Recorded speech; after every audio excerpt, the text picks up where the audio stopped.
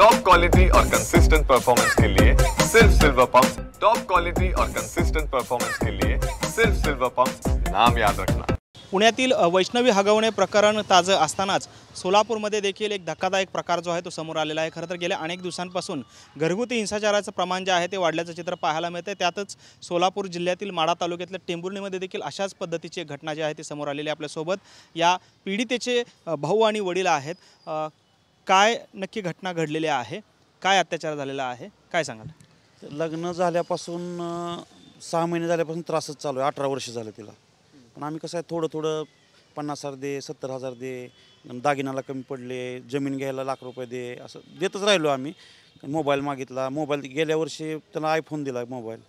त्याच्या अगोदर पण ते लग्न झालं तर आम्ही 2-3 मोबाईल त्यांना पुरवले आम्ही आतापर्यंत। पण ते त्यांची काहीच मागणी, त्यांचं समाधानच होत नाही। त्यांचं शुल्लक तुझ्या चारित्र्यावर विनाकारण खोटे खोटे आळ घेणार किंवा तू कोणावर तरी आळ घेते असं दाखवून त्याला वारंवार मारहाण केली जाते। किंवा मुलांना तो वळण लावत नाही, हा मला उलटं बोलला म्हणून त्याला मारहाण केली, तिला मारहाण केली, तू वळण लावत नाही मुलांना म्हणून, आई म्हणून।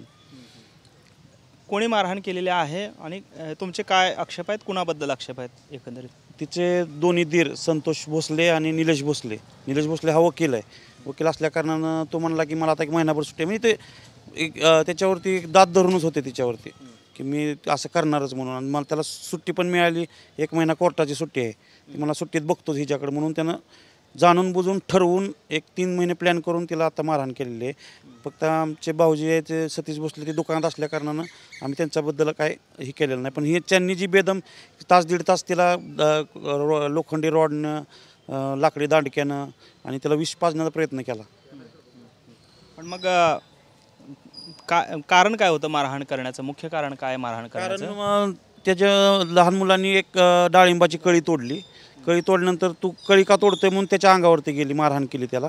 मग तो तिला उलट बोलला वकिलाच्या बायकोला। मग वकिलाने आणि वकिलाच्या बायकाने त्याला रानातच मारहाण केली, तिथं शेतातच मारहाण केल्यावर मग ही घरी आली आणि तू तुझ्या मुलाला का वळण लावत नाही म्हणून तिला जी मारहाण चालू केली ती मारहाण त्यांनी म्हणजे संपवतच, तुला ठेवतच नाही म्हणला। मी वकील आहे, बघीन तुझ्याकडं, मला कोण पकडतंय, मी कधी पण सुटून येईल, माझ्याकडे खूप पावर आहे, पैसा खूप आहे, असे त्याला घमंड आहे त्या गोष्टीचा।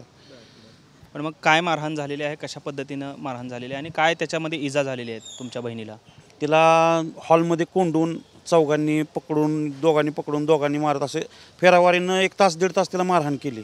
आणि परत तिला पोलिसाकडे जाईल किंवा घरी जाईल, माझ्याकडे म्हणजे माहेरला येईल म्हणून ते दरवाजात ते वकील स्वतः बसला दारात, ते जाऊ नये कुठे म्हणून। संध्याकाळी जेव्हा तिचा नवरा आला घरी, मग त्यावेळेस मग माझा भाचा आणि तिला दवाखान्यात घेऊन आली माझ्याकडे, असं झालं।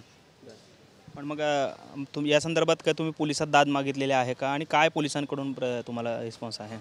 पोलिसात दाद मागितली, मी तिथं तक्रार करायला गेलो, तक्रार त्यांनी घेतली पण ती थोडी सॉफ्ट घेतली त्यांनी। काय गुन्हा दाखल केला सुरुवातीला? 324चा मारहाणीचाच गुन्हा दाखल केला होता, जसं की आपण एक चौकात कशी मारहाण होती तशा पद्धतीनं।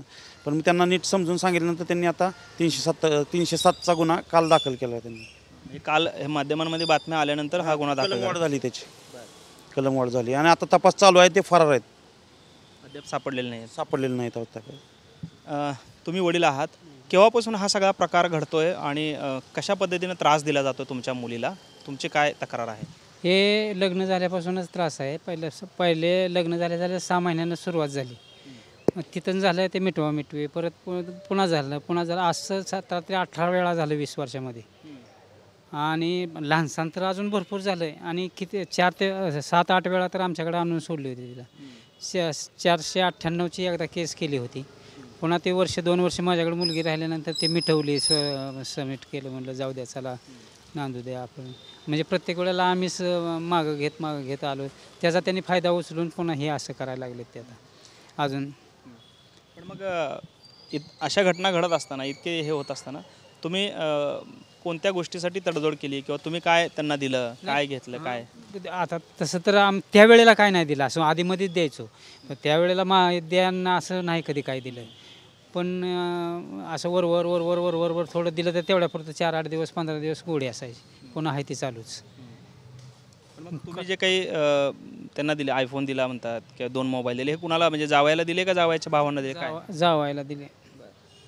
पण मग आता काय आपली मंदिर सुद्धा दिलं एक ह्याचं 15,000चा संगमरवरचं ह्यानं आणून। कोल्हापूरनं आणून दिलं अजून म्हणजे तेवढ्यापुरतं दिलं तरी तेवढ्यापुरतं गोड बोलायचं की पुन्हा आहे तीच चालू. मला तर 13 वर्ष झाले तिथं घरात जीव देत नाही, आम्हाला कोणाला जीव देत नाही ते घरी. हां आणि त्या मुलीला बी असं सणासुदाला येऊन देत नाही. असं भांडून आलेले असले तर भांडणं झालेले पाठवले त्यांनी तरच तेवढे राहिलेले. म्हणजे सुखासुखी तर काय कधी आलेलीच नाही त्याचे काय नाही. आणि त्यांना गोडी ही नावाची चीज नाही, माणूस म्हणून नाहीतच ते. मग काय आता मुलीला तुमच्या मारहाण झालेली आहे, काय लागलेलं आहे, कितपत इजा झालेली आहे मुलीला? मुलीला असं पूर्ण अंग असं झोडून काढलं, असं मारून असं कच्चा मार दिला आहे पक्का. कानाला कांटाळ्या मारून मारून कानाचा ढोल फुटलेला आहे. आता उपचार चालू आहे. काय मागणी आहे आणि आरोपी सध्या कुठं आहेत, अटकेत आहेत का? आरोपी आता फरार आहेत. आता त्यांना पकडावं हीच मागणी आहे आपली त्यांना, बाकी दुसरं काय नाही. पण मग खरं तर मला सांगा की पुण्यातली घटना ताजी आहे. आता तुम्ही म्हणताय की तुमच्या देखील मुलीला तशाच पद्धतीची मारहाण झाली. एक बाप म्हणून काय वाटतंय की मुलींना अशा पद्धतीनं तुम्ही खरं तर खूप सगळं खर्च करून तिला माहेरी सासरी पाठवलेलं असतं माहेरातून, तुमच्या पोटचा गोळा असतो. काय वाटतं, काय भावना आहेत तुमच्या? नाही तिला आता इथून पुढं आहे ना मी ते पाठवणार नाही. आता मला सहनशीलतेच्या बाहेर झालं आहे. भयंकर त्रास देते तो, सांगायला सुद्धा असं हे वाटतं. किती सांगू मी, अजून 1 तास बरं बोललो 2 तास बोललो तरी ते संपतच नाही, इतकं आहे प्रकरण. पण आम्ही सहन करत गेलो, जाऊ दे आपली मुलगी नांदायची, जाऊ दे आपली मुलगी नांदायची. आणि ह्याने त्याचा फायदा घेतला. इतर बाप लोकांना तुम्ही काय सांगाल? त्यांनी असंच आता लक्ष देऊनच आता त्यांच्या चौकशी करूनच लग्न करावेत, लक्ष द्यावं. नाही असल्या अहो हे लग्नसुद्धा आमच्या मुलीनंच जमवलं, त्याचं त्या वकिलाच. ते जमत नव्हतं, हे असे घरात करते ते मुलगी कोणी देत नव्हतं. इतकी बेकार माणसं आहेत. पण आमची मुलगी नाही, चांगलं चालतंय असं आले बोळे मुलगी आहे. आणि पाहतोय की खरं तर खूप विदारक परिस्थिती जी आहे ती राज्यातल्या अनेक घरांमध्ये पाहायला मिळते. काही घटना समोर येत आहेत, काही घटना ह्या तशाच लुप्त राहत आहेत. कायद्याची भीती असेल आणि एकंदरीतच घरातला दबाव यामुळे अनेक घटना ज्या आहेत त्या घरातच अडकून पडलेल्या राहतात. मात्र ज्यावेळेस या सर्व अन्याय अत्याचाराचा कडेलोट होतो त्यावेळेस मात्र कोर्टाची असेल, पोलिसांची पायरी जी आहे ती चढावी लागते आणि त्या ठिकाणी दाद मिळाली तरच त्यांना न्याय मिळण्याची अपेक्षा जी आहे ती व्यक्त होताना आपल्याला पाहायला मिळते. कॅमेरामन विनोद हुमनाबादकरसह सागर सुरवसे, TV9 मराठी, सोलापूर.